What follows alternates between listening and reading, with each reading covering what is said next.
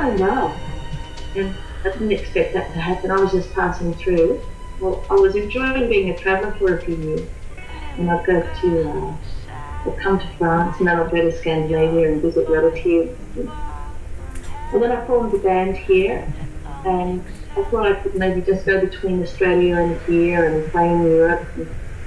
But yeah, then I met my partner. And it sort of just changed everything. I didn't think about what I was doing. Okay, am I putting roots down here? I was just in love. And then I just wanted to have a baby. You know, all of those things. It was like this part of me that, yeah, wanted to, I don't know, just connect with that, the mother, being a mother, and all those things that I really wanted to do and thought I'd never have a chance to do. And here was my chance. And so now I'm hoping to take this little family and, you know, put us somewhere else on the planet, somewhere more beautiful, and then it would be really ideally. Yeah. You know, it would be ideal. Yeah.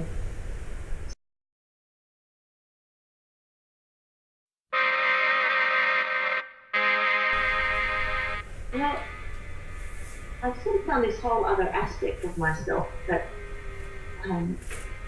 I think I secretly wanted to live out, and that is sort of being the mum and cooking. Like I've fallen in love with cooking, and knowing that that too is like this real.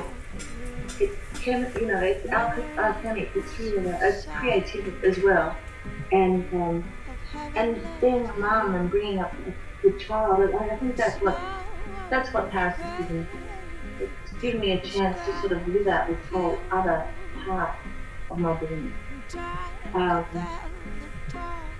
what else? It's made me realise how much I really love my country, how much I miss where I was brought up and all of my friends, and about just a revelation about real soul connections and real soul friends. And upbringing has a lot to do with it. Having that a similar way of seeing the world and what we've seen. Yeah, really is a big bond, a big glue for people, a big common thread. Yeah, so I guess that's what Paris has given me. Yeah. And so it's been a lovely platform to see other parts of Europe.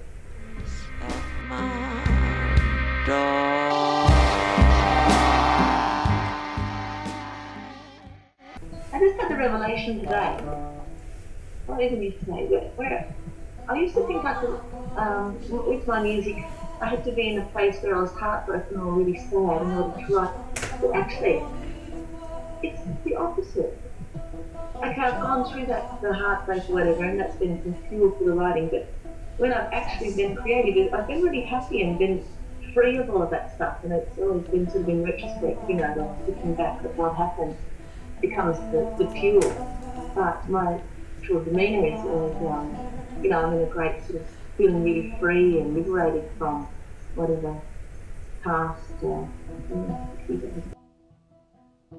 Either the tap is on or it's off, and generally it's on for short bursts where lots and lots of things come through, and then it can be off for a few years, which is really, it tortures me. But that seems to be the way I work. I mean, I can turn it on and get something out in a few trips if it's required, but it tends to be the way, I don't know, it's like my muse just, it visits me in really intense, it gives me a vision, and maybe sometimes I work on that vision maybe for a year or two, but it's very, you know, intense vision, and then when it's finished, it's like, I don't know, it's not like closes down, it's more, I just need to go and replenish. It takes a lot. It takes a lot of energy and focus. So now I guess I just have to go and live again for a few more years, you know, and then get a bit more fuel to it, feel fire. Yeah, but I mean, I would love to be one of those people who are just creative all the time and the tap's turned on all the time, but it's just not the way.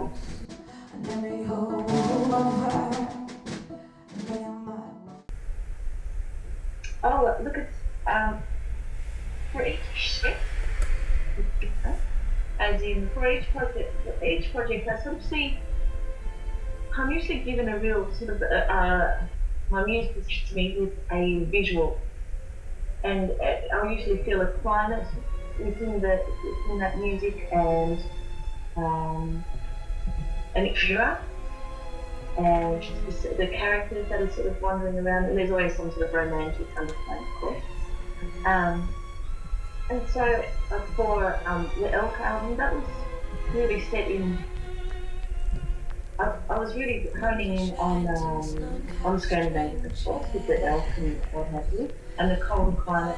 And I had two pictures on my wall at the time, which were my main sort of visual impressions. And one was of an elk just crossing a really misty road, and I really liked that. It just felt really sort of isolated, but safe and still really beautiful and misty around. And then the other picture was that very famous photograph of a lighthouse keeper at his lighthouse, and then it's this huge wave coming behind him.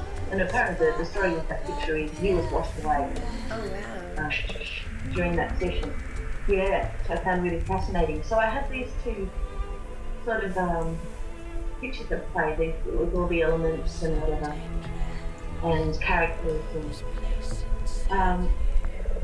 so yeah. And then for the most recent project, it's more of a country folk sort of thing. So I was much more in a I don't know.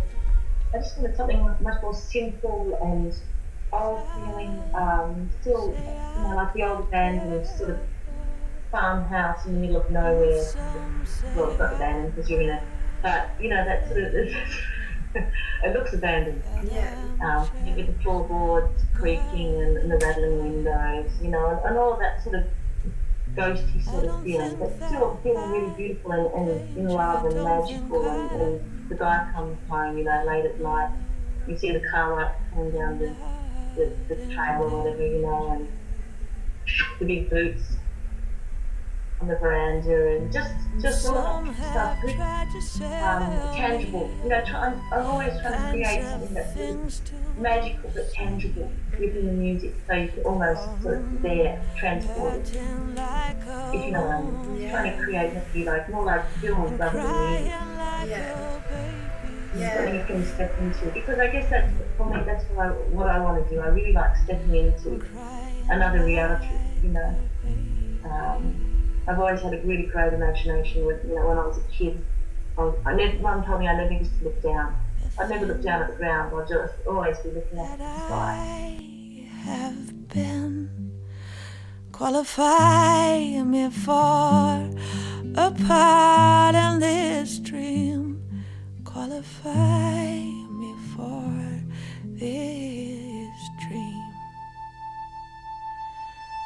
And though I like to tell it all exactly how I feel it, somehow the music hides it and conceals it. Oh, it hides it and conceals it.